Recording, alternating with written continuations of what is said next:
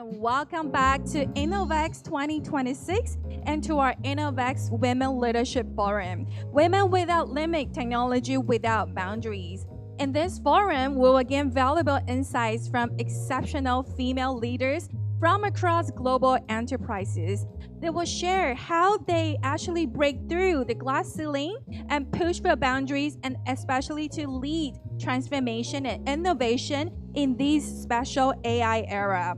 We will also be discussing how these different industries can identify and respond to the ever-changing market demands, driving business transformation, and to build a diverse and inclusive corporate culture that will actually develop a future talent strategies.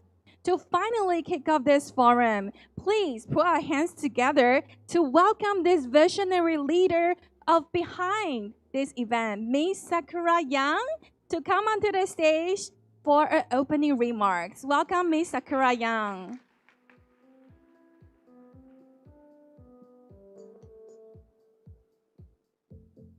Hello, everyone. Yeah, we can hear you. So can you hear me right now? Okay, Yeah. thank you. So good morning, everyone. Welcome to the InnoVEX 2026 Forum, Women Without Limits, Technology Without Boundaries. Sakura, it's so great to see so many familiar and new faces at the center stage. And a big shout out to everyone on the live stream. So InnoVEX is a platform for global tech innovation. However, this year we would like to talk about something even more important. In the AI era, for companies to truly innovate, it takes diversity and resilient leadership more than coding or hardware. So right now we are trying to getting more women into the tech and leadership roles. So we are here to talk about breaking limits, building inclusive cultures, and seeing how diverse innovation drive the next wave of innovation. So today we are honored to have five incredible female leaders from the tech, e-commerce, and beauty sectors.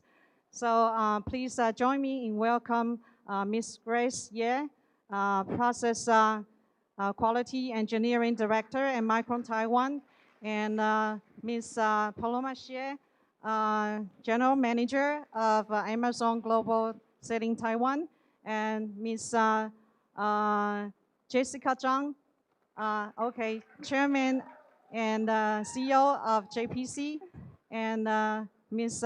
Eva LEIHENER-STEFAN, Managing Director of L'Oreal Taiwan, and also our chairman, our moderator from Karen Yu, from President of ITIC. I think whether you are a startup founder or a professional or a student, we wish you walk away with fresh ideas and a new perspective. We believe that when women power meets technologies, the possibilities are truly without limits. So enjoy the forum, and thank you for being here. Thank you very much. Thank you so much, Sakura, as well, for putting together the best Computex innovators in the world. Please remain on the stage. All right, we will take a group photo first before we dive deeper into our industrial discussions. So let me once again invite the speakers onto the stage, as Sakura has mentioned. First, let us welcome Ms. Grace Hsieh, the Process Quality Engineering Director of Micron Taiwan, to join Sakura on the stage. Welcome. Then please also welcome Ms. Paloma Hsieh, the General Manager of Amazon Global Selling Taiwan. Next is Jessica Chang, the Chairperson and CEO of JPC Connectivity Inc. Welcome, Jessica. Then let's welcome Ms. Eva LEIHENER-STEFAN, the Managing Director of L'Oreal Taiwan. Last but not least, Ms. Karen Yu, the President of ITIC. All right, so we have our speakers, our visionary leader, of the event on the stage. So show your best smile and look into our photographer waving at you. 我们看向中间挥手的摄影师。All right, look into our best smile first. Okay, we have hand signs to remember this special moment at InnoVEX Center Stage. And thank you all our exceptionally distinguished female leaders for joining us today. All right, let's take our best of the first photo. 3, 2, 1. Best smile, the most beautiful smile. One more. In Taiwan, we really love to do thumbs up. Shall we do a thumbs up together? All right. A thumbs up to InnoVEX 2026 Women Without Limits, Technology Without Boundaries Forum. So we got it? All right, please, another round of applause to our exceptional leaders on the stage. Thank you, speakers and leaders. Please kindly return to your seats. Thank you. We'll be moving forward to our first keynote session of the day, who will bring an extensive of 15 years of experience in the semiconductor industry. As a leader bridging Gen X and Gen Y, she represents a new generation of leadership, combining technical expertise, strategic visions, resilience, and adaptability to navigate the fast-changing technology landscape. She will share how talent strategy and inclusive leadership could bring stronger teams and boost innovation. So once again, put our hands together to welcome Ms. Grace Hsieh on the stage. Please. Hi, good morning, everyone. My voice okay? Okay. It's really an honor to be here. I'm from Micron, Taiwan. I'm Grace Hsieh. Today, I would like to share how empower women bring up stronger teams with current smarter technologies. Okay. So let me start from briefly introduce myself. I'm Grace Hsieh.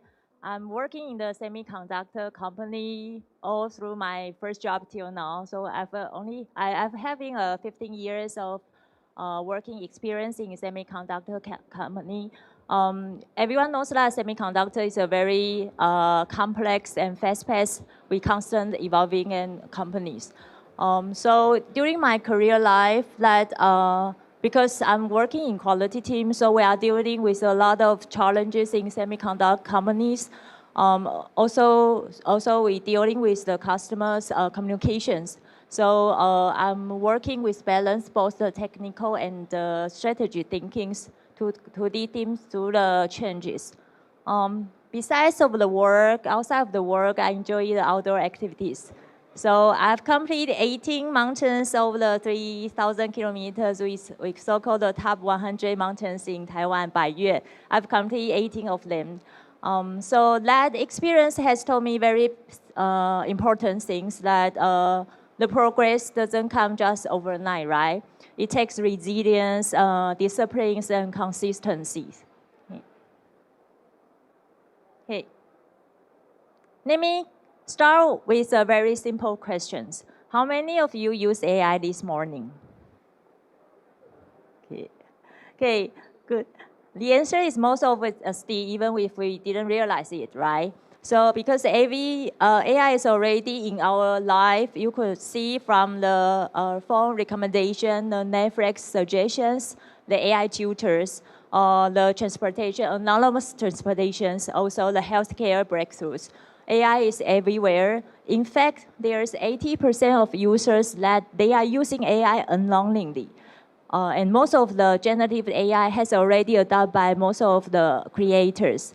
So that's why we are living in the age of the smarting artificial intelligence. AI is transforming how we work, how we live, how we make decisions every day, right? So you can see, but what is most excited is that how broad the impact it is. The AI could be from the starting smarter manufacturing. So you can see the autonomous mobilities. You can see that AI is used for climate forecast, also the personal productivities. So at Micron, we also see the transformation every day. In fact, in Micron, we operate like around 590,000 of sensors every day. And we have the 23 millions of wafer image weekly through the AI models. We have like over thousands of process steps in the Micron fabrication fab. So that's we highlight related on the AI in helping our manufacturing. Okay. Next, but there's one very key factor behind the AI, that is the data access, right? The data is the gateway to AI. And everyone understands that AI is fundamentally driven by AI. So what we can see that there's a rapid growth in the compute demand, and also there's a rapid expansion on the context windows. So right now, we see that the speed of the data access is quite important and critical. That's why the truly matters is the speed of data access, the bandwidth, and the memory capacities. So you can imagine like our brain relies on memory, right? So AI relies on fast, scalable, and reliable memory solution and capacity. So in Micron, we are producing and we are solving the problems every day. Hey, so in order to support the AI futures, Micron is investing globally. So we are across the United States, India, Malaysia, Singapore, Japan, China, and Taiwan. So we have the advanced manufacturing sites and R&D ecosystems. So we are producing the leading edge products to support. So because we believe that powering AI also include the global collaborations and infrastructures. So you can see the global footprints from the Micron sites. Okay, we talk about Taiwan. Taiwan plays a very key role in current semiconductor ecosystems. I think everyone understands. So in Micron, we have the front-end manufacturing sites, fabrication, manufacturing, and we also have assembly and test, product engineering, and customer lab. So Taiwan itself, in Micron, we are so really a steering center of excellence. You can see we have several sites across the Taiwan from north to south. We have the Taoyuan fab, Taichung, Tongluo, and Tainan in the front-end fab. And we also have assembly sites in the Taichung fab to support and power AI. So with the high advanced technologies like UV, we are able to enabling next generation of high bandwidth solutions. Okay, I'll pause a while because we talk about a lot of AI, a lot of innovation, right? But powering AI at scale isn't just about the technology, it's about people, right? So the people who help us to design, to build, to continuously improve the systems, that's the people that we should care about and develop. Okay. There's a data show women participation among all the areas. You can see the female representations is roughly 27% among all the workforce. And Micron is higher. We are at 31%, and Micron Taiwan is 32%. When we deep dive in the female leaders and females' technical role in semiconductor, you could see the female leaders in industrial is around 18%. In Micron, we are 3% higher than industrial. Technical role, compared to industrial, we are 3 to 5% higher. So we are actively working to close the gap because we think the gap itself is also revealing the untapped potentials that we should work as a team working closely to close the gap. So there's some focus. We are working on closing the gap. Hey.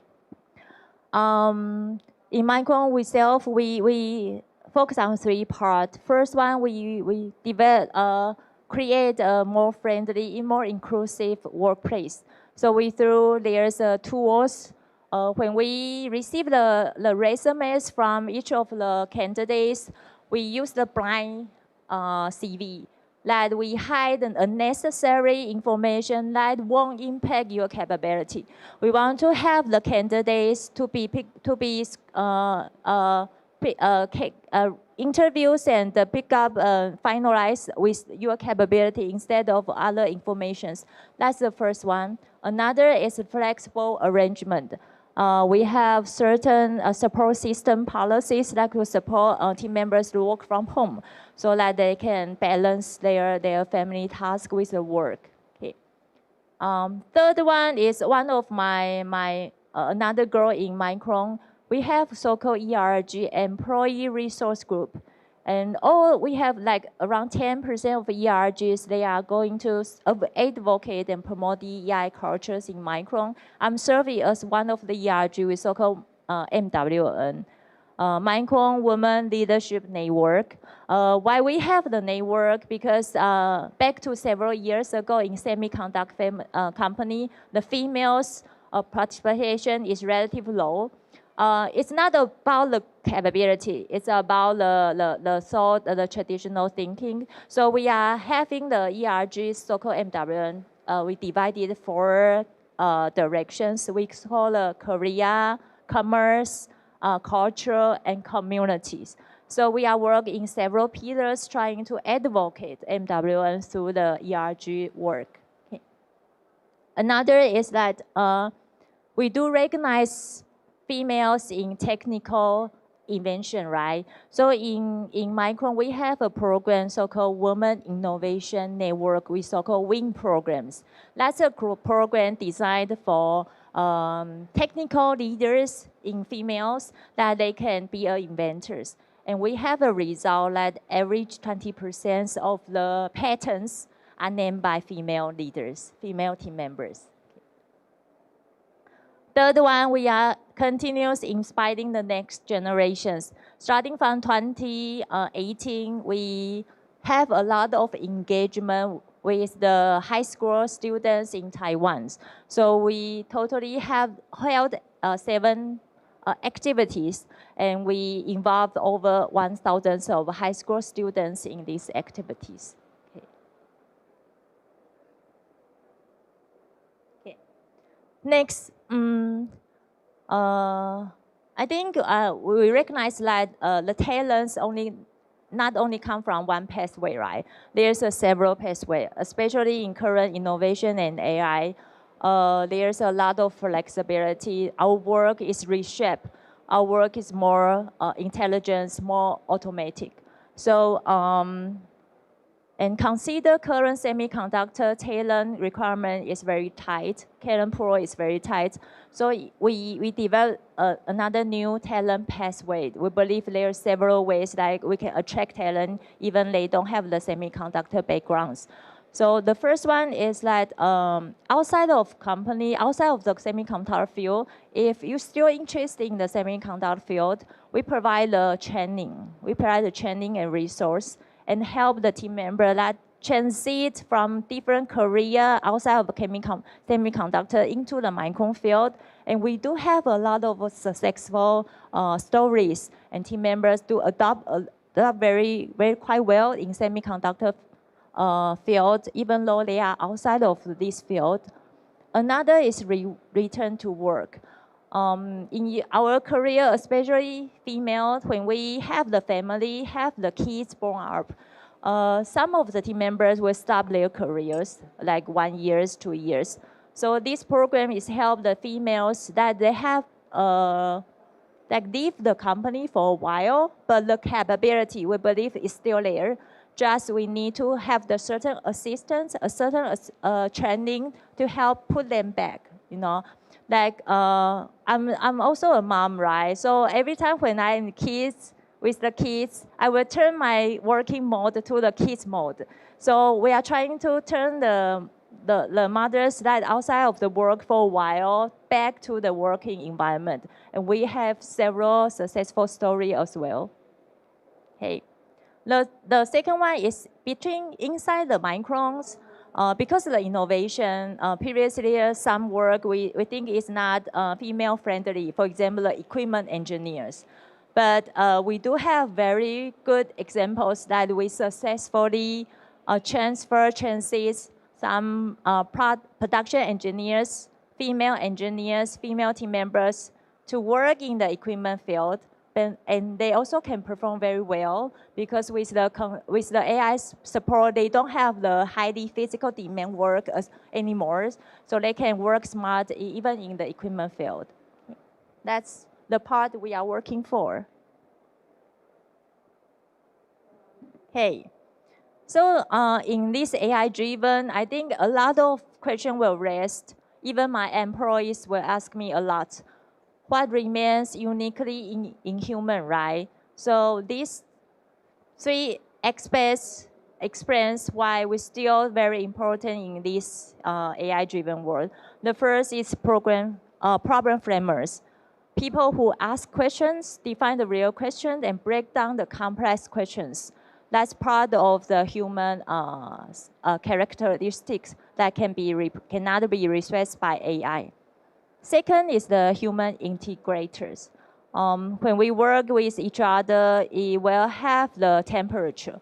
We will have the happy, we have the sad, we have the conflict, the positive confliction all the time, right? It's part of the factor that the human matters as well. So we connect, people who connect different people, ideas, unite teams toward a common goals, empathy, is part of the very powerful female characteristic. Third one is the decision maker. People who can evaluate the options, do the judgment according to all the data that the AI provided to you. So these three parts that we consider that matters us a lot, even though in these AI eras, right?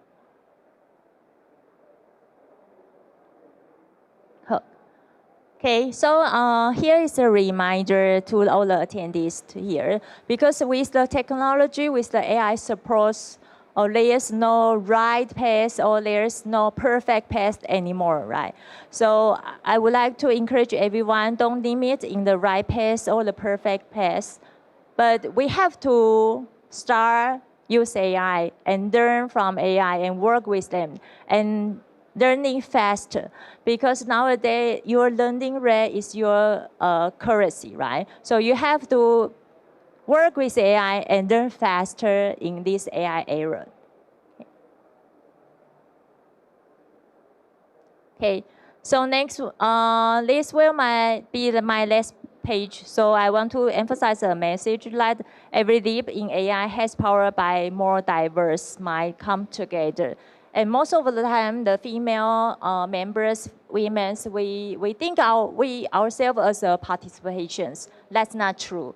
Actually, we are the driver of the progress.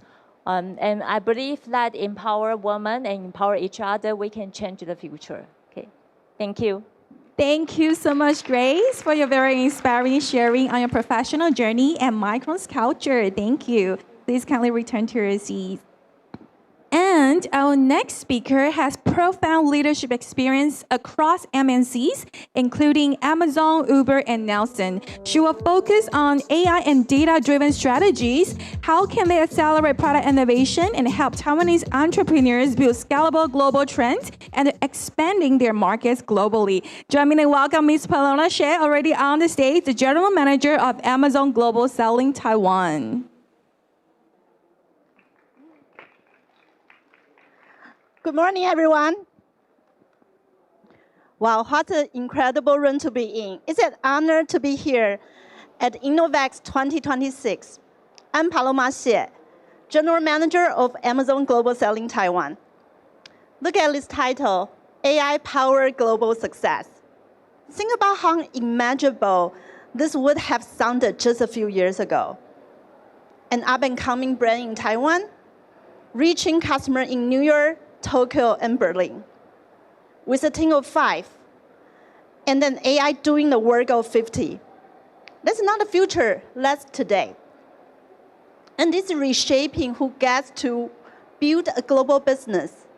So today, I would like to share 2 things with you. First, how AI is transforming global entrepreneurship.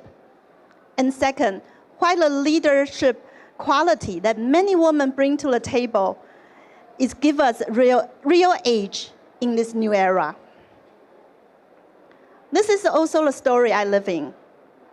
I will share a little bit of my own journey along the way, and it has told me about leading at the intersection of technology and humanity. Over the past 20 plus years, I've worked across global trade, tech, retail, and also business inside organization. From Taiwan to New York, to the Bay Area, and back home to Taipei. I launched the very first Safeway app, the one that finally freed our shopper from clipping that weekly coupon. I helped introduce the illegal ride-sharing app called Uber in Taiwan 12 years ago. I built on-demand grocery delivery before COVID made it a household habit. In recent years, I've been leading Amazon Global Selling here in Taiwan with one focus: empowering Taiwanese business to build global brand and thrive on the world stage. When I look back across this chapter, coupon to ride sharing, grocery delivery to global e-commerce, I noticed something that surprised me. The technology kept changing. The platform kept changing. But the question I had to answer as a leader stayed remarkably the same. How do you earn trust in a market that doesn't know you? How do you bring people along when the change feels too fast? How do you build something global without losing it, making local? These are not engineering questions. They are human questions. And answering them will take empathy, patience, and the ability to bring two truths together. The bold vision and the ability to hold the truth at once is getting there, and how you look at through the messy reality. AI is the most disruptive technology, is here to stay. But the leader who shape it best are the ones who can listen, adapt, and bring people inside into every decision. And that, I believe, is where so many women leaders are built to lead. So what are those strengths? Let me name 3 I see again in the sellers I work with, in the women leaders around me, and honestly, in the moment I'm proudest of my own career. First, empathy at scale. It's the ability to read between the lines, to understand what your customer needs, not just what the data shows you. I see this in so many women leaders. They pick up on the frustrations that no one says out loud. They notice the gap others may overlook. It's only because they have lived with those pain points themselves. AI can generate millions of product listings in a minute, but it cannot tell you which 3 words will make a customer in San Francisco click buy. That instinct, reading the room, reading the market, reading the human on the other side of the screen, that's empathy. And it's becoming the most strategic skill in business. Second, adaptability without ego. The leaders thriving right now are not the ones who had the best plan in January. They are the ones willing to throw it out in March and start again. Women, in my experience, we are often less attached to being right and more focused on getting it right. In an AI era with reset every single quarter, that's a superpower. The strongest brands are not built by avoiding change. They are built by adapting change faster and evolving continuously. And that's what's new. The most agile teams are no longer, we are not limited by size. They are amplified by AI. A 3-person company in Taichung can now move like a 100-person company did 5 years ago. Testing market, translating listing, analyzing demand, all in a fraction of time. Adaptability used to depend on resources. Now it depends on mindset. Third, resilience. Resilience without perfection. That's a myth that successful leaders got it right the first time. They didn't. I certainly didn't. When I helped bring Uber to Taiwan 12 years ago, it was technically illegal. We faced regulatory battle, public backlash, and more than a few moments when I thought this might not work. When I built on-demand grocery delivery, people told me, even my mom, Taiwanese customers are not ready. It took years before the world caught up. But this is what I have noticed in my experience. We women carry failure differently. We don't bury it, we learn from it. And we came back sharper. And in a world where AI accelerates everything, including how fast you can fail, the honest relationship with setback become a real advantage. I see it every day in the Taiwan seller I work with. A brand launch in the US, the first product tank. The reviews are harsh. A laser team walk away. But the resilient ones, they review every single customer review, redesign the packaging, rewrite the story, and relaunch. 6 months later, they are a bestseller in Amazon. AI can tell you that something fails. It can even tell you why. But it cannot decide to get back up. That's human. That's resilience. Setback into comebacks, not once, every single time. So let me bring this to life with real stories from Taiwan. Because the most exciting job of my own job is not talking about this strength. It's watching our Taiwanese founders live them out every single day. Our first story is about beauty, and it starts with empathy. That instinct I talked about earlier. Jess and Susanna, they saw something others has missed. Young customers are craving wearable beauties as a form of artistic self-expression. And they built a brand around that instinct, a brand called Never Have I Ever. Yes, that's the name. And it's perfect, because so much of the story is about doing things that had never been done before. What started as a very niche insight about how young people wanted to express themselves became a brand that the whole world reached for.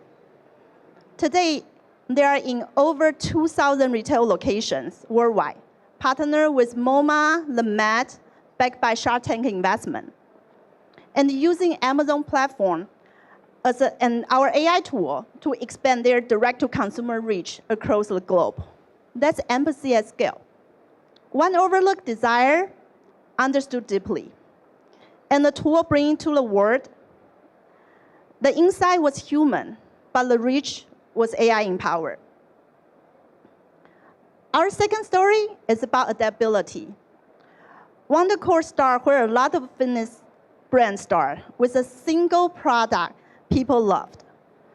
But they didn't stand as a product company. They become an ecosystem.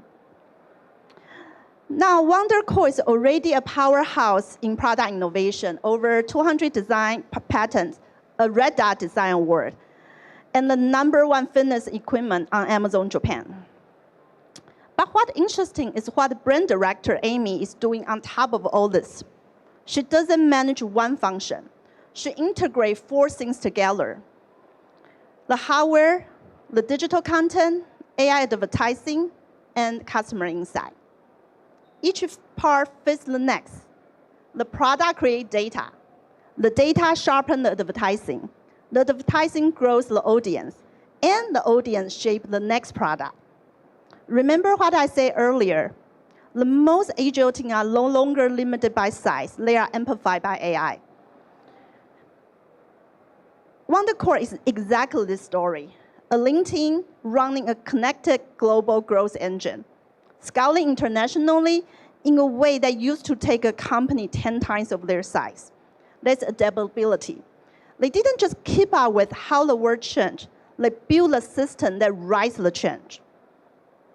Our third story is about resilience and about what resilience would build over time, trust. Dataltech was founded in 2005. They started as an OEM for memory and storage product.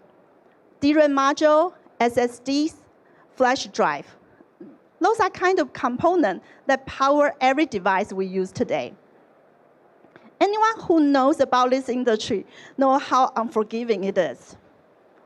Over the past 20 years, it's gone through wave and wave. Technology transition, shifting demand, brutal global competition. A lot of companies didn't make it, but Dataltech kept evolving. Today, under co-founder and Vice President Daniela's leadership, they have done something a lot of OEM companies only dream about. They start building only under other companies' name and build their own, the Dato brand. And they keep reinventing their product to stay ahead. And now AI is part of how they stay ahead, reading the market, shopping the product, moving faster than the cycle that's trying to leave them behind. But the discipline to keep reinventing for 20 years, long after for easy wins. That's not something AI decided to do. That's human. That's resilience. So let me bring this home. 3 brands, 4 women. None of them won because they had the biggest team or the deepest pockets. They won because they paired something deeply human with the most powerful tool we have ever had. That's the era we are standing in. AI has leveled our playing field. A founder with a laptop in Taipei can now reach a customer on the other side of the world. The barrier that used to protect the giants are falling. And at Amazon, AI is becoming your business partner, not just an operation tool. From our warehouse robotics and drone delivery to AI-powered content generator, to Alexa for shopping, your personalized agentic AI assistant, to our seller assistant. This aren't separate future anymore. They are one connected intelligence, working for seller and customer alike, every step of the way. But here's what hasn't changed and never will. AI can scale your reach. It cannot give you the empathy, how to know what people want. It cannot give you the courage to adapt when everybody says don't. And it cannot give you the resilience to get back up when you fail. So to every founder in this room, and especially to the woman, who so often we lead with exactly this strength, the era is made for you. The tools are finally in your hands. The world is finally within reach. From Taiwan to the world. That's not just a slogan. It's what I have watched Jess, Susanna, Amy, and Daniela do. And it's what you can do too. Go global from day one. I hope today's sharing inspires you to think boldly about what's possible for your brands, your teams, and for Taiwan's place on the global stage. My team and I are happy to connect and support you whenever you are ready. Thank you. Thank you so much, Paloma, for bringing us a very inspiring session and also your global strategies and experiences at Amazon Global Selling. Thank you so much. All right, our next speaker is the chairperson and CEO of JPC Connectivity, founded in 1992. She has successfully led the company's transformation from trading to manufacturing and to R&D. So today, she will share how women can adapt and thrive in rapidly changing industries, as well as a people-centered leadership philosophy. Let us welcome Miss Jessica Chang on the stage. Hi, good morning. Hi, everybody. You know, it's been a crazy week for me. This is really a crazy exhibition, you know, Computex. Never been so crazy this way. I'm glad to be here, you know, relax a little bit, and see my dear sister, friends from WOB. Cheer up ourselves, ba, ba, ba. Thank you. Yeah, you come here for the cheerleader, right? Anyone want to dance?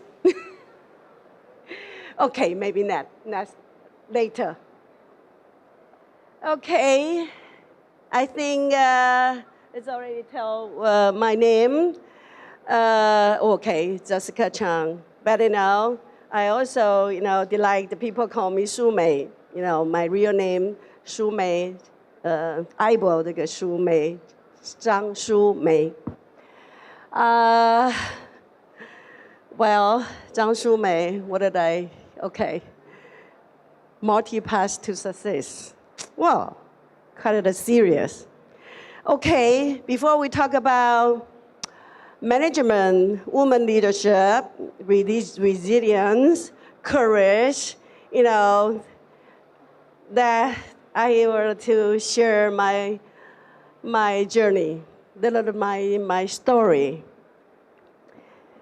My life almost have a big change when I was born. My parents made the difficult decision.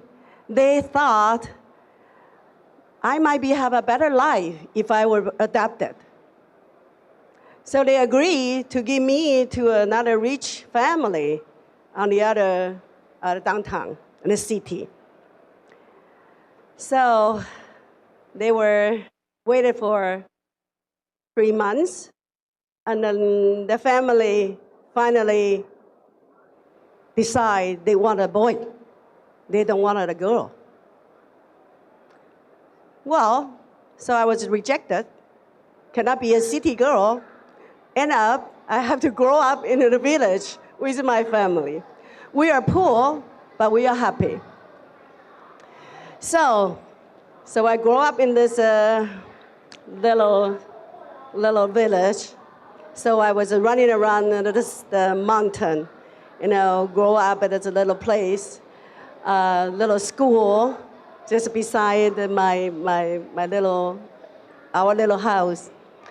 I found everything I can read, whatever. It was just very, we don't even have a temple. It's very, very small.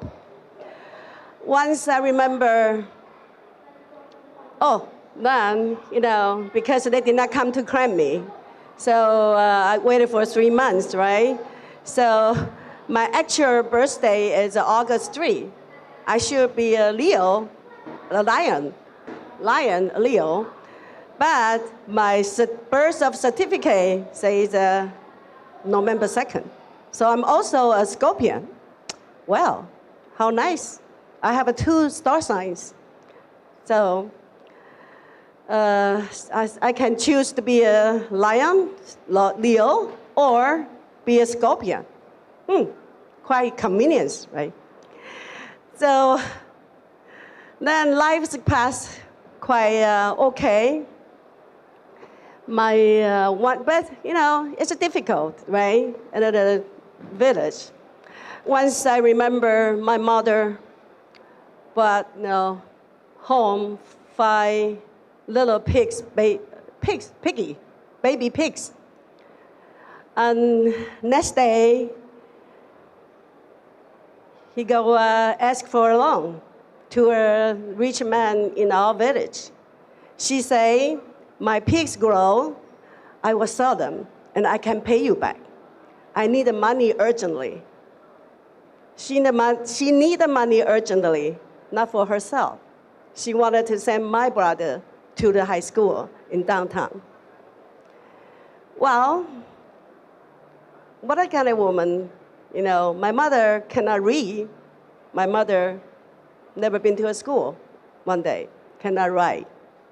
But she believed if she do her best, send her kids all go to school, they maybe have a better life. That kind of believe in. Well, so I grew up in that village with my family. Up to the teenage, I almost quit my school. At the teenage, I almost quit my school. I already decided wanted to go to work for a textile factory. just for one reason. I want a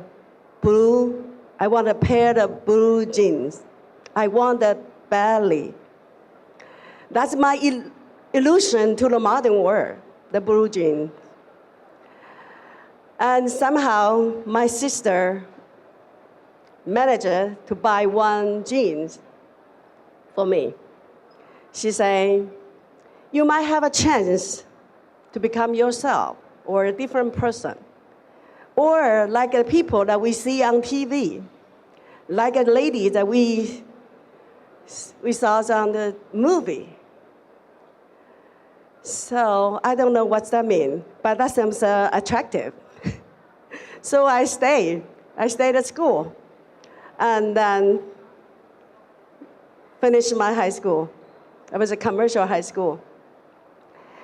High school, I managed to have a better life. I learned how to play guitar, singing, dancing, do everything as a teenage or 18 years ago a girl should do, right? I don't know what is next. I don't know what is the future.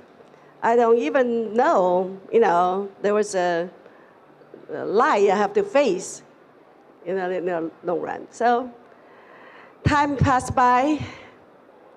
I had to decide to go to be an accountant or continue to go to school. So my sister believed in me, so I should believe in myself. So because I play ping pong, I earned a little scholarship. So I went to college. I don't have much, but I work 2 part-time to support myself. And I also have enjoyed my college. I do a lot of things. I do a lot of things. What it is? Hanging around, playing around, I'm not a good student. I never was a good student. But I managed to get a degree. I can't wait to explore my venture, to explore to the world. Where is it to the world? Taipei, big city. They got everything there, right? Yes, I gotta be there. I've gotta go there. So got a ticket after graduate. I came to Taipei. Find some simple job, cut a newspaper to see. I was a saleswoman in a store. I was a jewelry designer's assistant. I was hanging around, change a little bit of there, but end up lucky. Something like lucky. I was a girl, so I didn't get adopted. And I got lucky again. I came to Taipei. I entered to the industry called electronics. I don't know much about electronics, but that's how I started. I got a job as a secretary. It's not a big position. Most likely do the small things. I clean, I make coffee and tea. I answer on the phone, arrange the meeting from here to there. My boss come to Taipei 2 or 3 times a year. So got a lot of intention meeting when she got to Taipei. So we went to see the factory here and there. At the time, it's really different than our world right now. The factory looks also very, very different. They will have the factory in the living room. So factory in the living room, we call it 客厅及工厂. And the kids run around out there in the backyard and the upstairs. All the factory owners have their own skill and they have own, technique to do those parts, to the plastic, insertion, tooling, a lot of things. It was fascinating to me. It's a really fun work. So besides just a secretary, I wanted to be a quality, and I wanted to be an auditor. I wanted to be, as a procurement. I actually talk about product, whether, they can delivery or they can increase in capacity, and the cost, of course. And 3 years later, lucky again, I got my first title as a general manager. And my work started to get really a window, from this window to another window, and another window.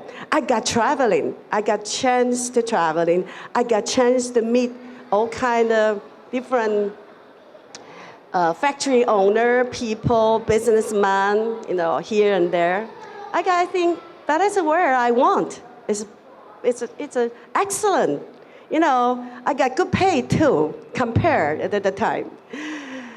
Well, I don't know, something must have inside me.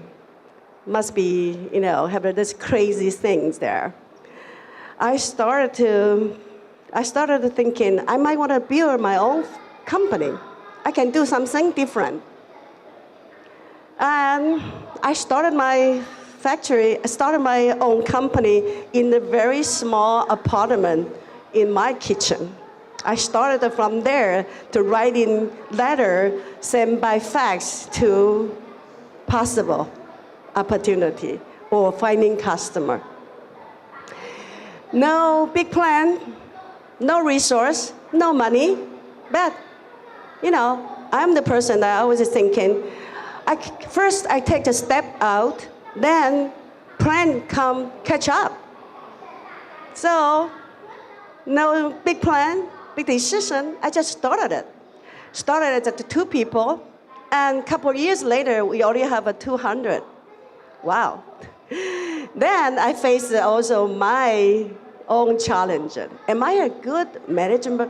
Am I a good doing the right things? Or I'm a good decision maker?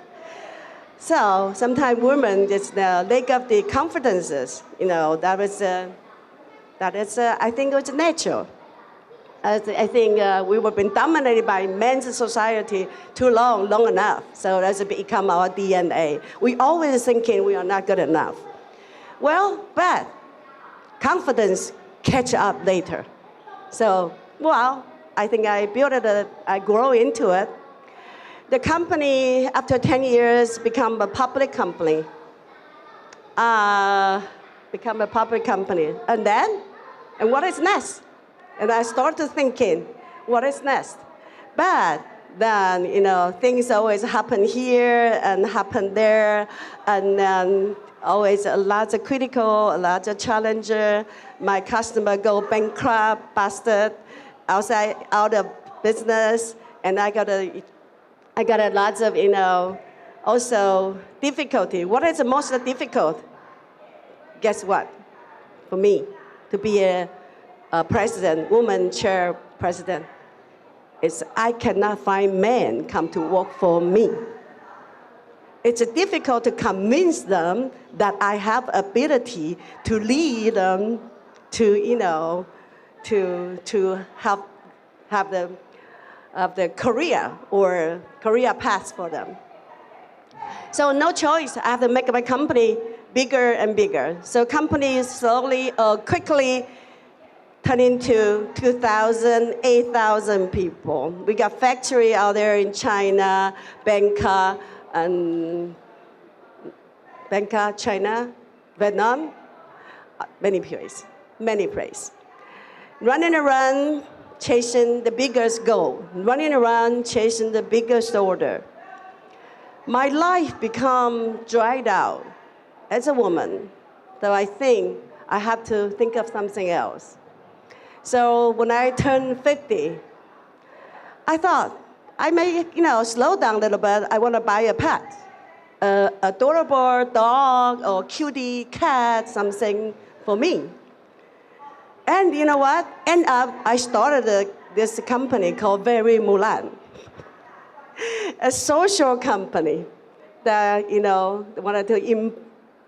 wanted to empower women at a different platform. I wanted to tell more women's story. Can we have somebody turn into here? Oh, wait a minute. See. So this is my pet company. It's a pet company. It's a nonprofit, and it's it's only want to do bring me joy and share the love and empower the woman. So we It's an angel, with an angel capital, seeking for any innovation, business model, more social, and we tell some of the women's story, and we be the mentor, and helping them. Some women actually, when they started up, they don't need actually money. The money is not the first part. The matter is they actually lack of the resource and networking. When they were started, they are young, and they're just have a passion to do what they are thinking to do, but they need somebody to give them some tip and give them a pat and say, great, don't worry, it will come later, or it's okay. You don't have to be everything perfect. Everything can be, as you planned it. It goes different way. Sometimes you plan well, you plan perfectly, but it don't go that way. It don't happen like that. That is also life, right? So this is a 50 years birthday gift to me, and pretty enjoyed it, and I like it. I will continue to invest in women artists, women film documentary, and anything. Recently, we just get along with this women circus. They are amazing. They are amazing. A lot of story. And I'm going to build a girls' school in Nepal in 2 years. Yeah, build it from the scratch for the school. I think they deserve a chance to go to school if they want to. So that is the next project, big project for Very Mulan. If you guys, if you're interested in that, follow us at the Very Mulan website and follow our story. And we also, like to tell your story, future, later. Okay. WOB, yes. I also need a companion. I also need network. I also need a mentor. I also need good friends. This is a play. This is a WOB. This is where that we women get together. They are true role model women leadership. There are lots of them, in this different industry. At this AI, at this retailer, at the semiconductor, many of them, medical, investment, venture. Yeah, there are so many stories, so many inspiration. I love to get along with them. It was really a lot of fun to be along with our women group, WOB. Okay, saying that started a JPC, started these things. I have one word, wanted to be one sentence, because we're talking about, women leadership, management, and say multi-path to be successful, multi-task successful. I want to say, actually, no formula to be successful. Well, formula success, wait, everything, every time, every story is unique and different. It's no such things that you can follow anyone formula. It's and I also think it's a natural. It's natural to say there were failure. It's natural. It's pretty natural. Why?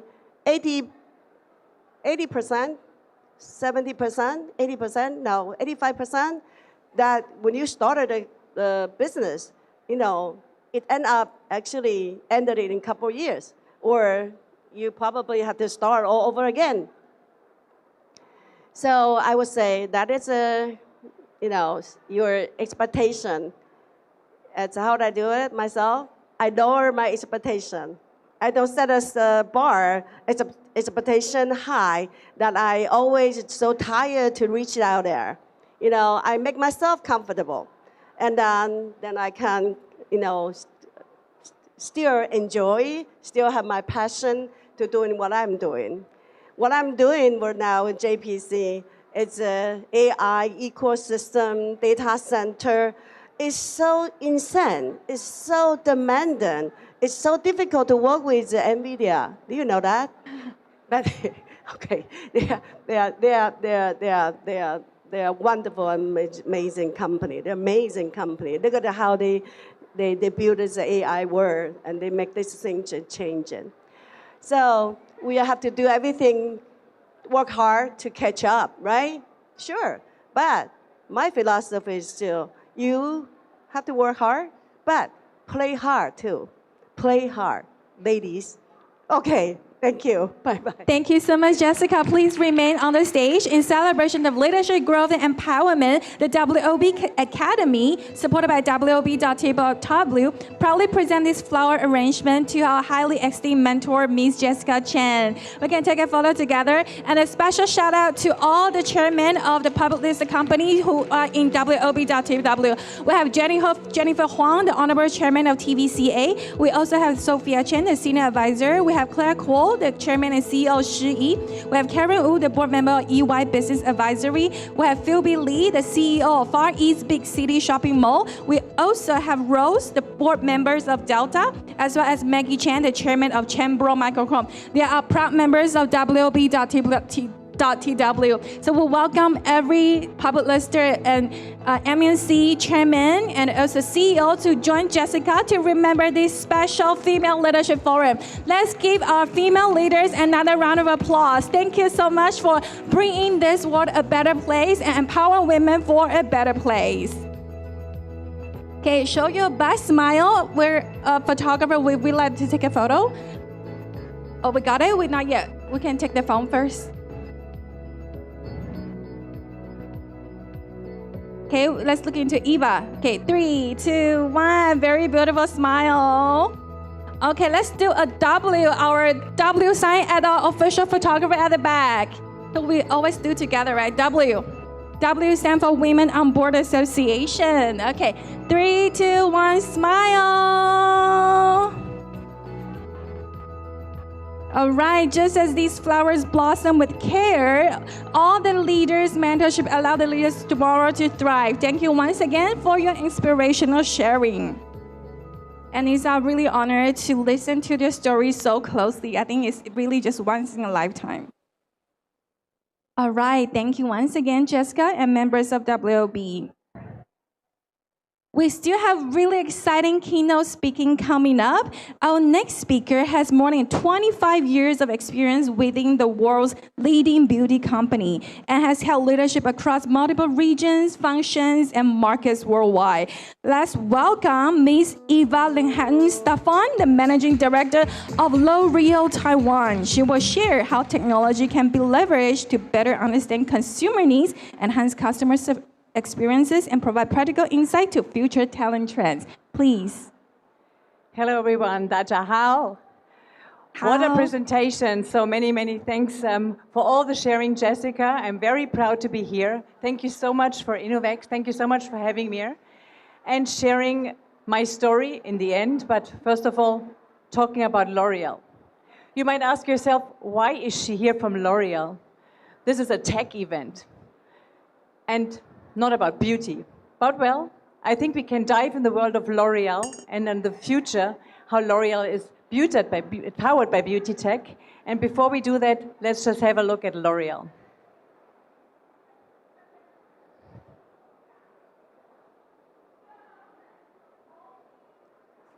Sound, please.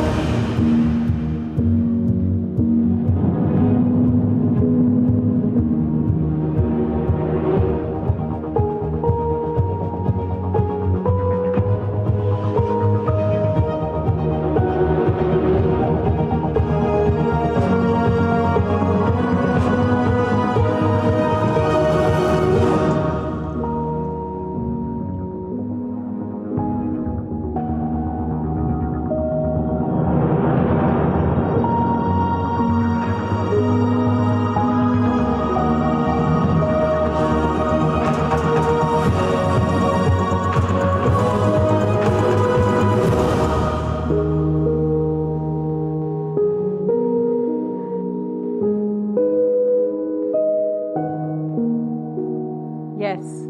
At L'Oreal, we create the beauty that moves the world. 创造美丽，感动世界. So now let me share where it all comes from.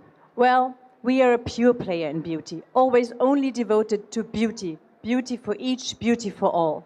It all started in 1909, born from science. On the picture you can see Eugène Schueller, our founder. He was a chemist sitting in his pharmacy in Paris and just researching the best hair dyes that would not harm your hair. And that science has ever been the DNA, the heart of our company. And yes, now we are the #1 beauty company in the world and also proudly the #1 player in Taiwan. And I'm very proud to be the CEO of L'Oreal Taiwan since 5 years. It's all about beauty innovation. Our devotion is to bring the best of beauty to everyone.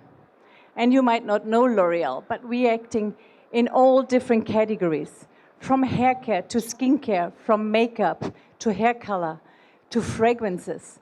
And in different sectors, we have mass market brands like Balilaya, Maybelline, derma brands like La Roche-Posay, Vichy, SkinCeuticals. We have, of course, our luxury brands like Lancôme, YSL, but also pharmacy products. So we are really here to serve all women, all men, from young age to older age, across all sectors, devoting to bring the best of beauty for everyone. But we need to go beyond just beauty products. Because if you're #1, you need to stay ahead of the game. You need to innovate. So L'Oreal has already been digital for a long time. In 2010, our former CEO called out the year of digital. And I remember well, because as you said, I'm more than 25 years with that company. What do we do with the year of digital? What does that mean? We are developing high-end products, but why digital? Well, it evolved then. And since then, we all have been upskilling, evolving our own skills, understanding what digital means to us as employees within L'Oreal worldwide. And then 2018, suddenly we heard L'Oreal had acquired Modiface, virtual reality company out of Canada. What is this kind of investment? Even our shareholders were asking, why is L'Oreal going to invest in a tech company and acquire a tech company? Well, it has evolved since. And since then, we have been investing and going further and further. And you might have heard about L'Oreal and beauty tech when in 2024, our CEO, Nicola Hieronymus, did the keynote speech at the opening of the CES in Las Vegas. Because we have been developing from a normal #1 beauty company to the #1 beauty tech company. There's new frontiers. We want to go further. And beauty, powered by tech and AI, it's not just beauty, it's experiences. It's make our consumers have the best beauty experiences to empower consumers and especially women. So it serves science, tech, and creativity. How do we leverage tech and AI in science? Well, our scientists have come up with amazing innovations powered by AI in biotech, in getting the best natural and nature-based ingredients to make our formulas safer and better and more sustainable than ever before. We even have our scientists now coming up with AI-developed fragrances. We have a lot of consumer insights. We understand how consumer would react to different senses, and we develop that. And by the way, in science, 50% of our scientists are female, and 50% of our patents come from women scientists, which makes us very proud. Then tech. You all have been talking about tech. Tech and data, that's the new base.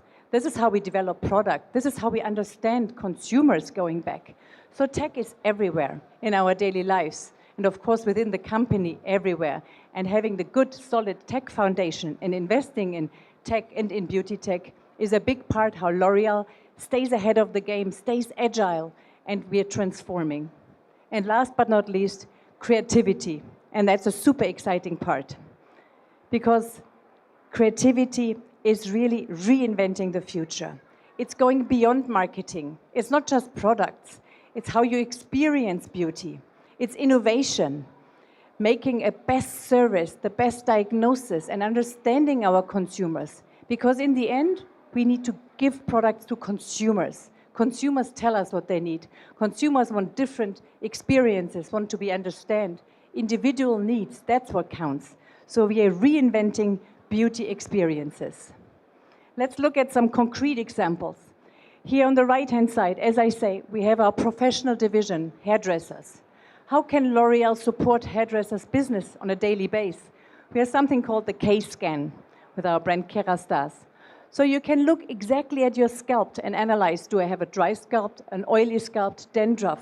And then the hairdresser can say, today we do this treatment, especially for your hair.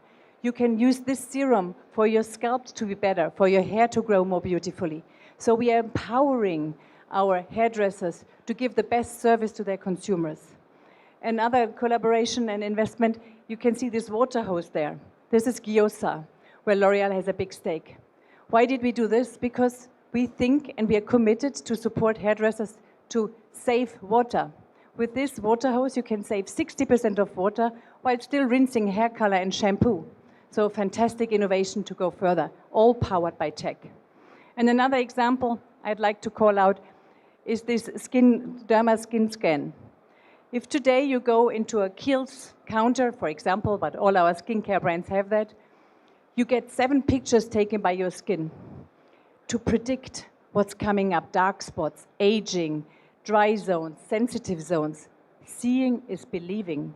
And our beauty advisors, they are empowered because they can tell the consumer, you should use, I don't know, a UV filter. You should use a more richer cream for your skin. So here again, we know what our clients need. We can give better services. We can be really at another experience and enhance the experience of our consumers. So it's really augmenting consumer experiences online and offline. And talking online. I'm pretty sure when you have been shopping, you have had some bad experiences.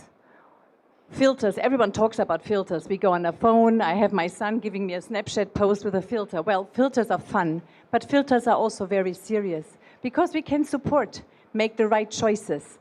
And here's a filter, and I've been talking about that Modi-Face acquisition L'Oreal has done already in 2018.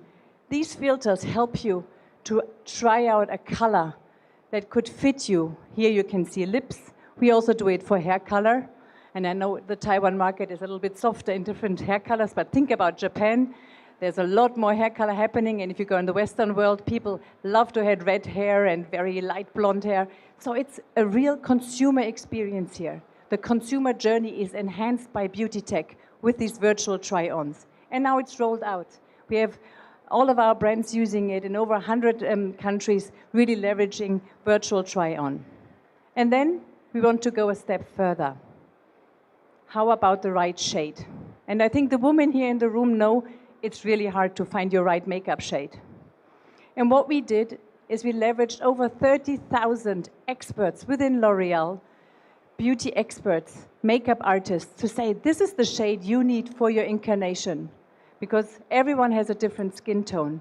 Every individual is different, from dark to light, from more yellowish to more bluish. Well, with this skin scan, which is all in a machine learning behind, there's real images behind, you can find the right shade for you with this skin shade finder. So it is really also allowing us to be much more inclusive because everyone can find their right shade. And we don't have these consumers saying, oh my God, my makeup leaves a mark, it's visible, it's not suitable to my shade, to my face. And now, yes, generative AI. We go a step further, and it's super exciting what is happening here. We have been creating this beauty content lab. And all these images you can see, it's fun to create. I can tell you all marketing teams are just blown away by the new possibilities we have to show ingredients, to show pack shots in a new way, and to leverage this new beauty content lab globally, because we can all access it. We even allow our partners to leverage it because it's a solid database to make our products stand out better, to surprise our consumers, to make them have more fun in shopping. Because in the end, we all want to enjoy what we are doing, and beauty should be enhancing, giving power and making fun. So proudly we can say L'Oreal has been voted for the most innovative company in Europe last year, which makes us very proud. This Korea Tech is also a joint venture with NVIDIA, because all the LLM models behind everything we do and how we invest, we want to go further, and there's much more to come. It's only the beginning. And yes, at CES, we have been awarded by 18 awards last year, which also makes us very proud to see all these different beauty tech innovations that have been recognized. So AI is creating value. It's creating value because we do have an augmented consumer journey, as I just explained, online and offline. You go to a counter, you get the right experience, you go to your hairdresser, you go to a pharmacist explaining your skin. That is very, very important, and it's also credibility behind our métiers. Augmented marketing ROI. Yes, we are much quicker in developing campaigns. We can share campaigns easily from market to market and leverage all these like a beauty outlet for us. Augmented creativity, that's the fun part, because creativity seems to be endless, and there's more and more coming every day. And augmented research, and here you can see one of our female scientists, as I said, more than 50% now at L'Oreal are female scientists leveraging AI on a daily basis to create the best of beauty. But then there's also the little watch out, the best of tech and the best of human. Because that is what is very important. Yes, we are leveraging tech, we are going further, we're going faster, but there's limitations. First of all, data and very strict data security management. And on the other side, it will always be the human touch. People to judge, bringing in your experience, creating trust, the human interaction, even trying out products. If there's a skincare, it's just tech. Well, I want to see the skincare, I want to smell it, I want to feel it on my skin. So there's the emotions behind. And the best of human also is empowering our teams through AI in a daily work. Empowering our teams to do training. We have our internal L'Oreal Academy. Everyone is doing AI training, and we have a Amplify AI test to see where we stand, and there's a lot of things coming up to make sure that we are empowering and we are speeding up the way we work and getting better and better leveraging AI. But in the end, it's the human experience, the human judgment, our knowledge of consumers to make a call, how to launch a product, how to develop an experience, and how to get that little step further. So we are creating the beauty that moves the world on a daily basis. And especially here in Taiwan, I'm very happy. I have 80% of female in our teams, and also my leadership team is 90% female. So very, very proud to support these women. And as we're talking about personal experiences as well, at the end, I'd like to share a little bit my personal journey. Having worked, I'm originally from Germany, having worked in France a long time, but also having been in China, Australia, and now since 5 years here in Taiwan. Well, as a woman, I always assume to have the best balance. And I come back to that balance, but these little 3 principles are very key for me. It's always to be rooted in the local context. And the beauty business is a business where you need to understand the needs of a market and the local consumer love. We have to be obsessed with what consumers want. And I can tell you here in Taiwan, my pleasure to do consumer connects. I went to households talking with women about their behavior, and they opened their bathroom cupboards to show me which products they use and explain why they would use it and what is their routine. For example, a skincare routine here in Taiwan would be much more complicated, 6.5 products versus Europe, 2.5 products. So in Europe, we are happy to have an all-in-one, a daily moisturizer and a UV screen and everything in it, and maybe not tinted on top of that. Here, it's much more sophisticated. So for me, super interesting to dive into the consumer's world and to understand, because that makes the difference, the real understanding in the local market. And I've done those consumer connects in Australia, wherever I was, in France, Germany, even working in international marketing in different markets. Then the cultural resonance and strategic agility, which is also a little bit the resilience. Being able to shift and being able to understand, this is the way we do it here. Understand the cultural background, understand different routines, different perspective on things, always helped me to be successful in the different positions I've been working within the L'Oreal Group. And last but not least, you spoke a lot about empathy. I think all of us, empathy makes the difference.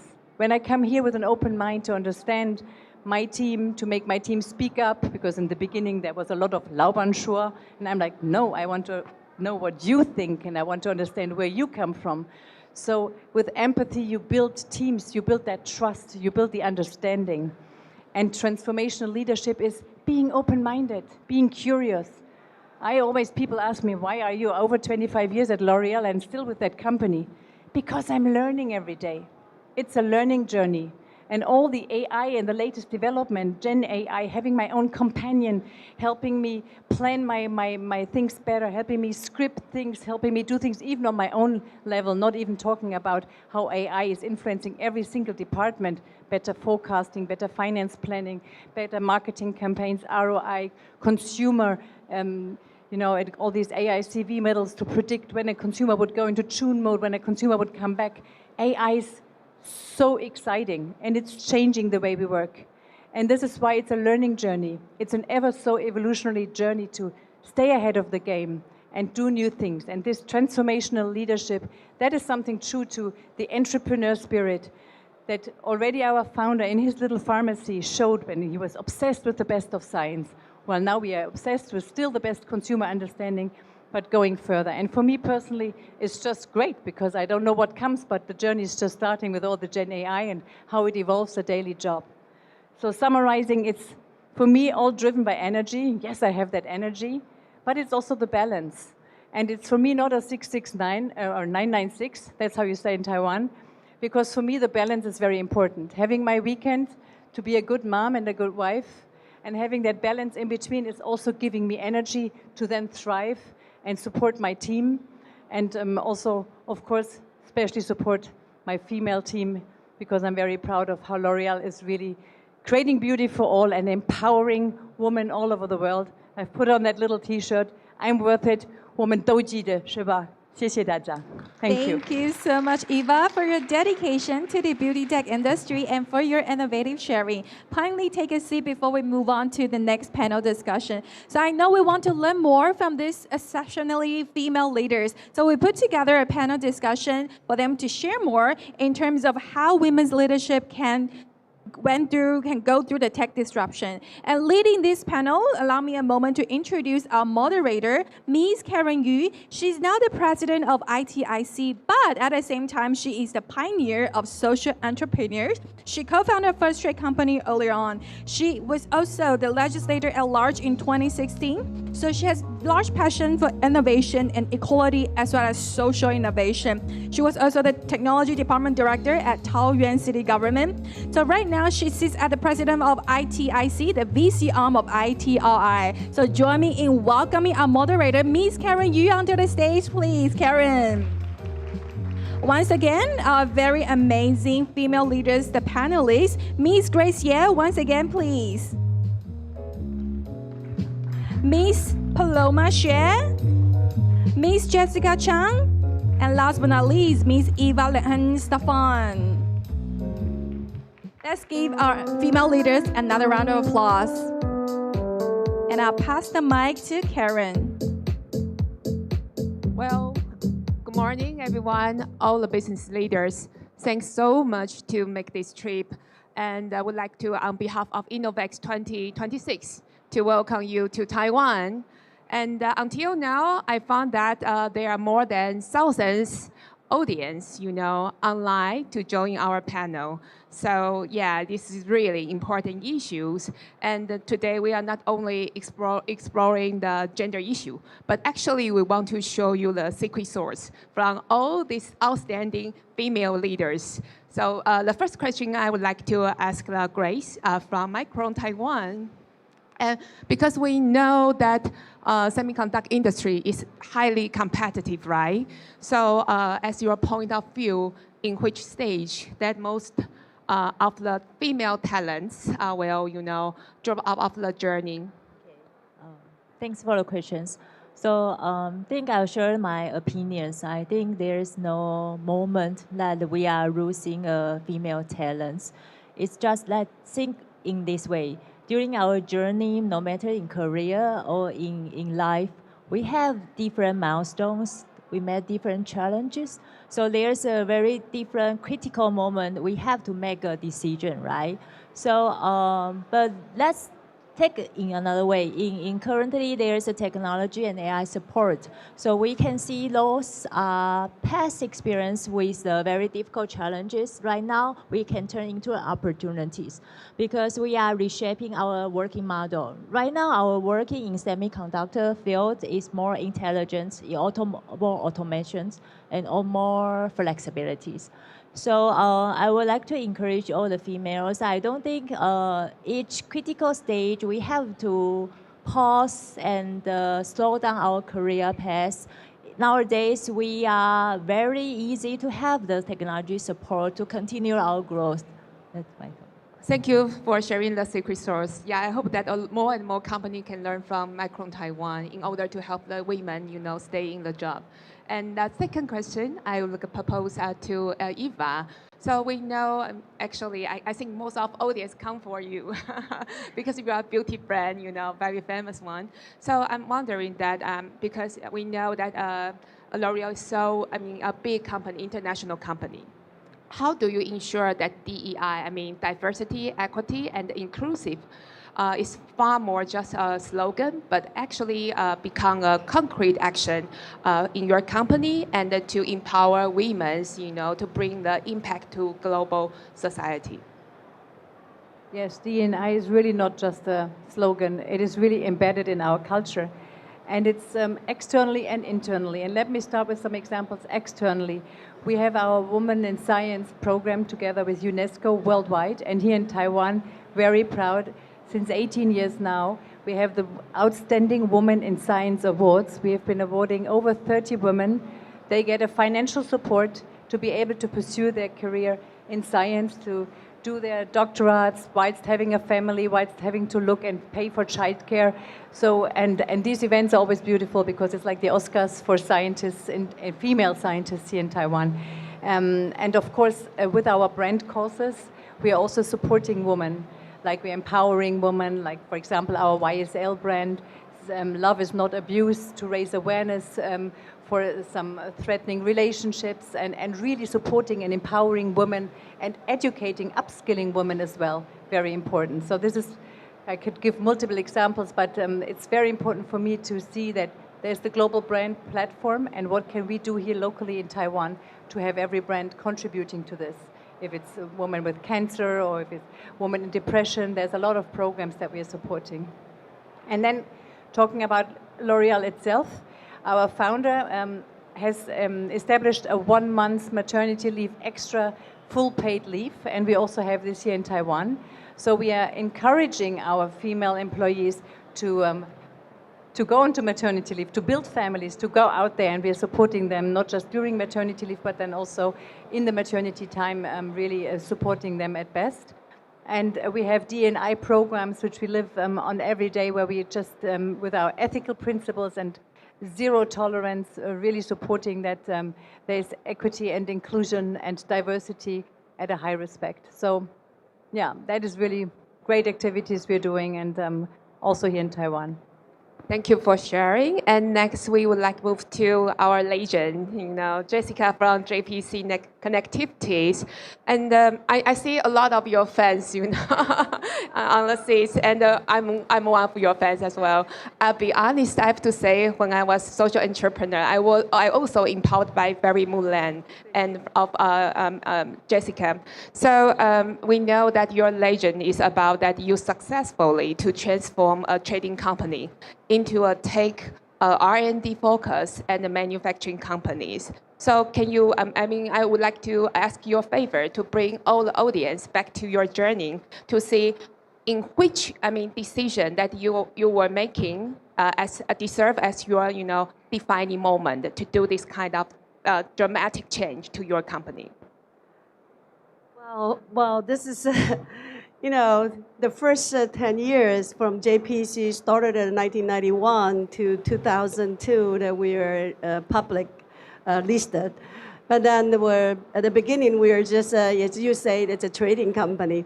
But I have a different definition about trading company. Actually, we provide a professional service, technical service to all the customers all over the world. So, but by the time we wanted to list it, and the investor and many of the Taiwan 证期局, the stock, they were asking, they not so, they was not so believe in my business model.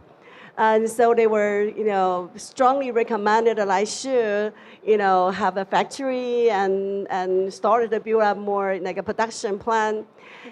Well, that's my huge mistake. I shouldn't do that. Look at now, hotel.com, they don't have a hotel. Uber, they don't have a car, taxi, right?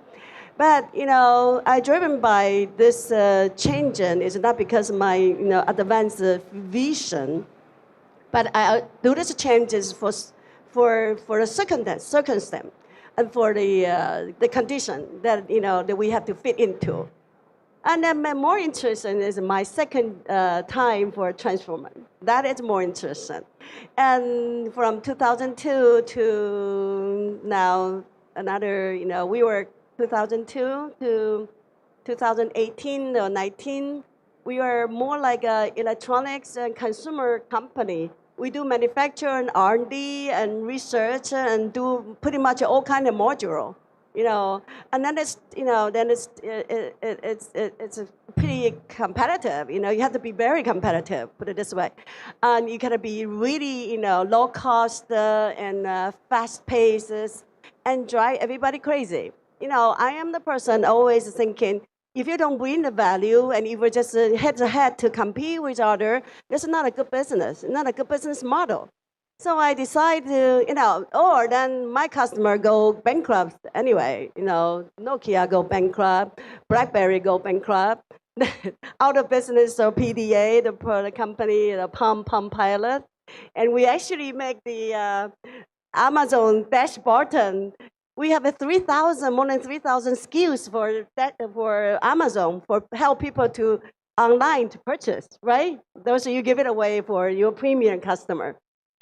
Well, we seems a lots of going on and lots of product and business is really scaring up and scaring out, but it's not what I thinking is right, and then I started thinking what is next and what is next. And my antenna and I don't have a navigator or GSP to tell me which direction I should go.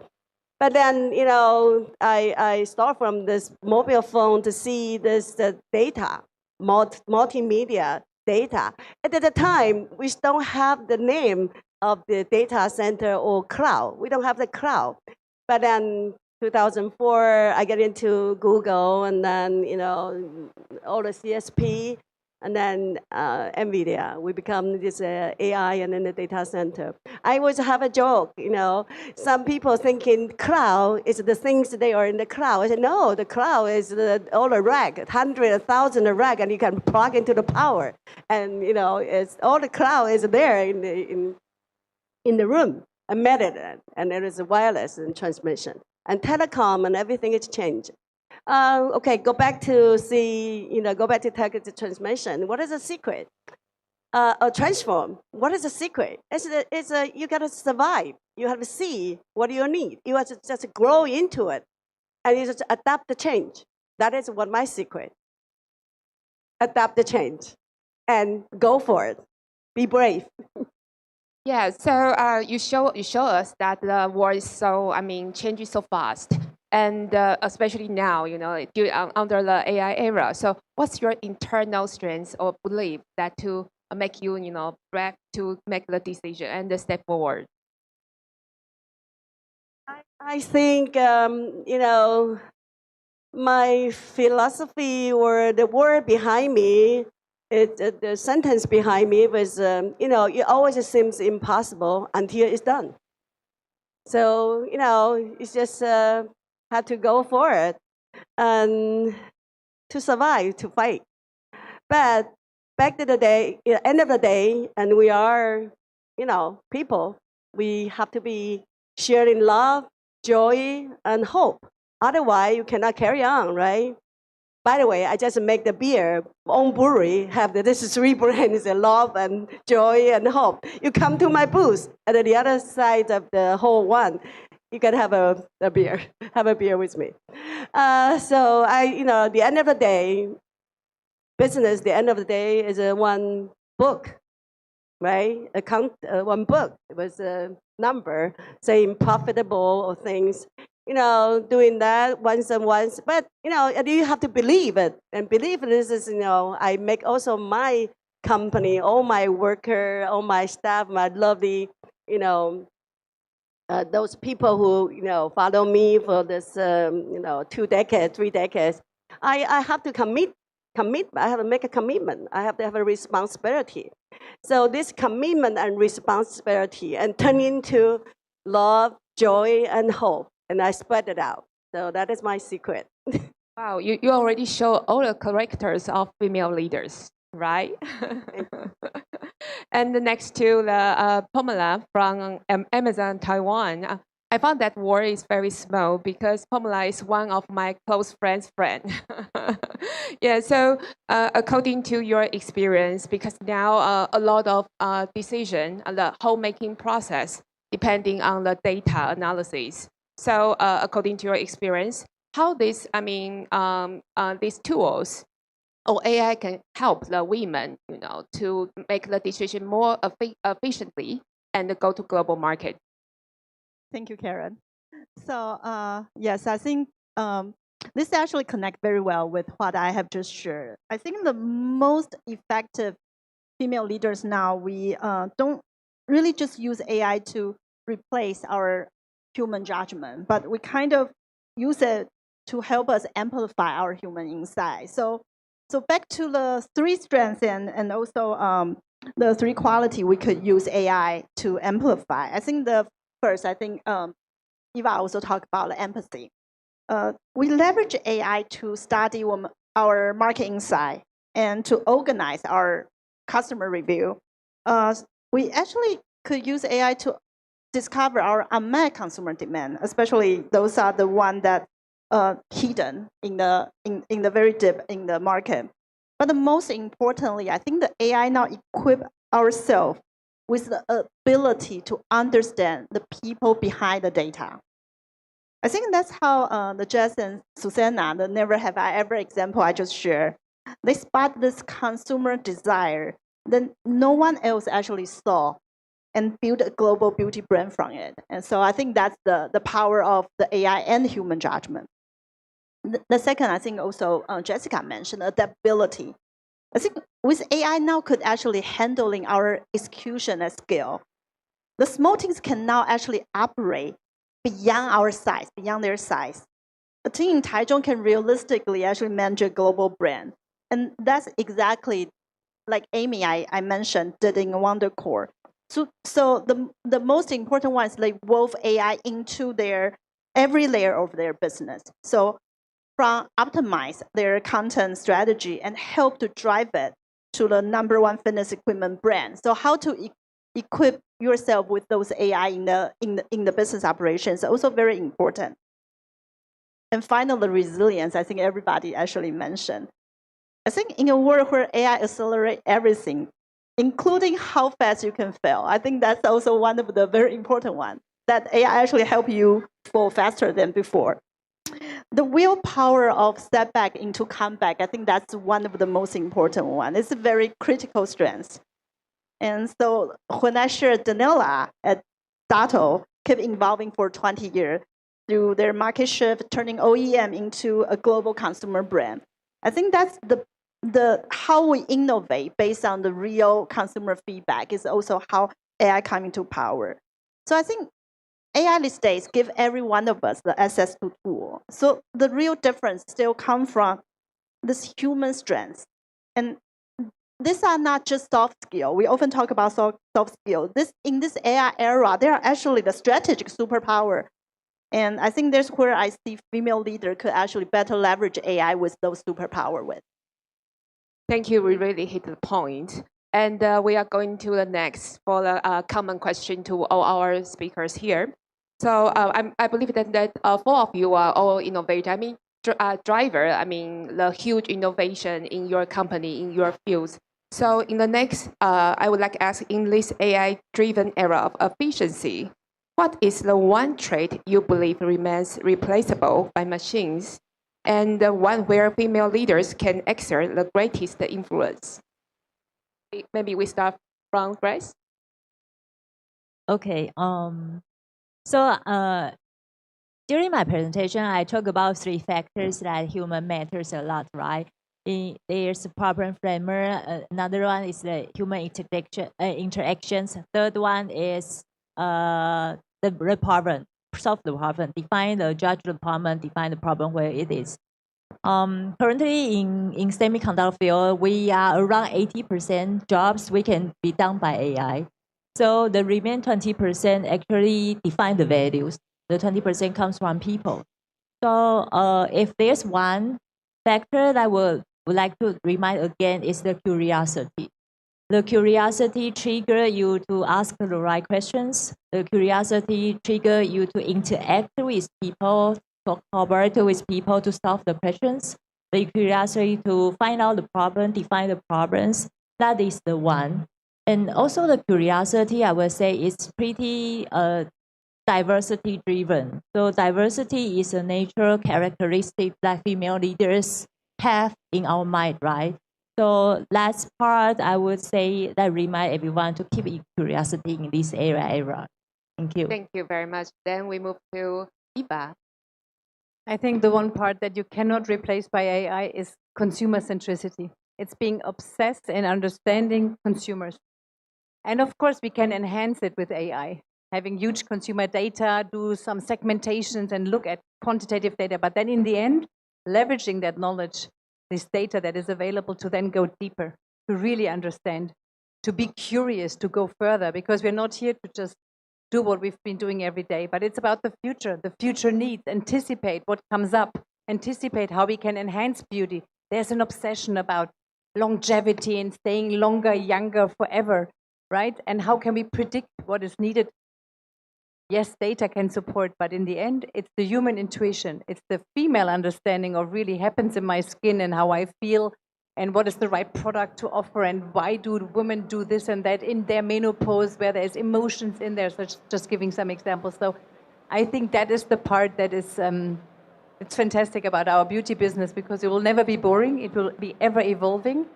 But every consumer centricity, every thought, every understanding of the consumer will in the future even be more important as we have all this data, everything enhanced up to our fingertip. So it's the right combination of both. But consumer obsession is the one key to success for me.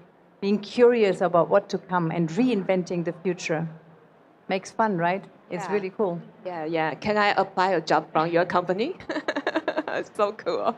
Then we move to Jessica, please.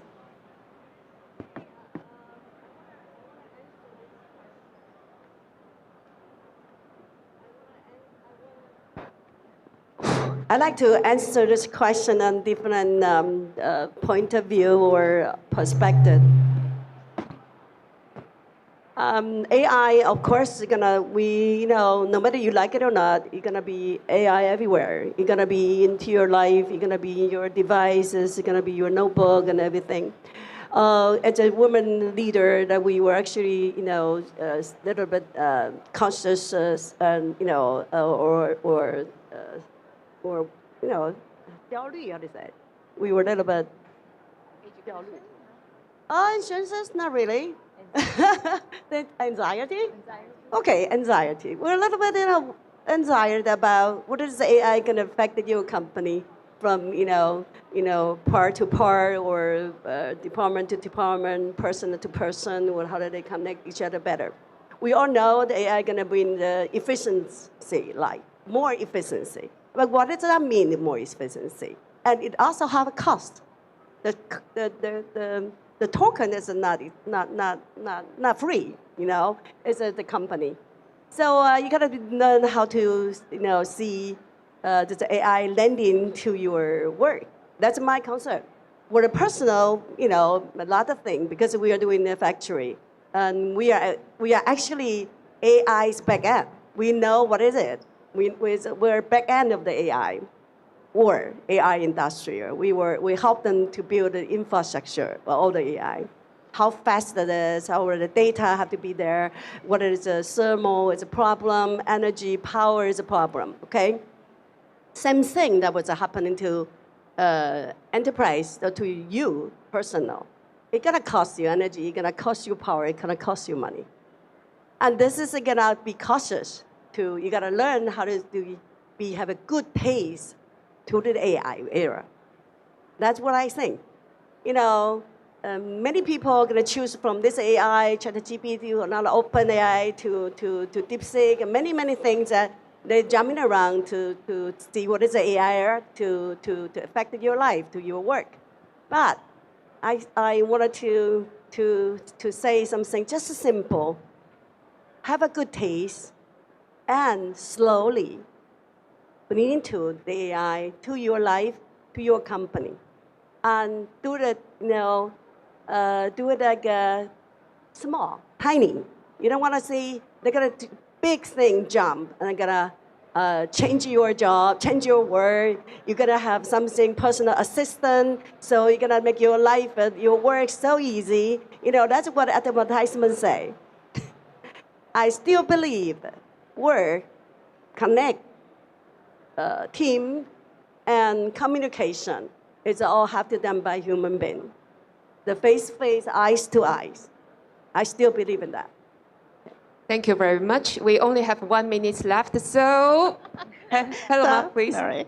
So I think it's very similar to what everybody has shared, empathy. I think definitely the ability to understand what people need, not just what data says. So I think the most irreplaceable is actually the human understanding, because AI is being brilliant and efficiency, everybody knows. But still it's not truly understand our emotion, our aspiration. So I think that's in my experience. We women leader, we actually listen. So we listen first, we hold a space that is not being said yet. So I think in the global business, we are selling across culture, across context, language. So ability to read the room, even the room is on the other side of the world. I think that's still the most important and competitive advantage. And it won't come with AI alone. I think AI could amplify our ability, but that's still how to pair AI's insight with our deeply human judgment and insight. Thank you very much. I think that time is always limited, and I believe all of you get a lot of insights from our outstanding speakers here. And let me invite you clap your hands to our speakers here, okay? Thank you so much. And hopefully that we can stay in touch. Thank you very much. And thank you, Karen, for leading this dialogue. Thank you so much. I think it's very beautiful to learn from these incredible leaders with their softest power, but the hardest talk, I believe. So what a beautiful wrap to the session at Center Stage. Thank you so much, our speakers. Oh, we would like to take a photo together? Sure. Let's remember and commemorate this soft power from our amazing leaders. Okay, so our phone ready, and we can look into our photographer in the middle. Once again, show your most beautiful smile. 3, 2, 1. I think, okay, let's do a double thumbs up. So since we already did one, let's do a double thumbs up together to wrap up this wonderful session at InnoVEX 2026 from our most amazing leaders. Thank you so much, guys. All right, and ladies and gentlemen, thank you for your participation this morning. So we have now opened the floor for networking. So we wish everyone a pleasant and a productive day. So InnoVEX 2026 Center Stage session, that's a wrap. So InnoVEX 2027 will be from June 1st to June 4th next year in 2027. I will see all of you again, and thank you once again for joining us at InnoVEX 2026. See you next year.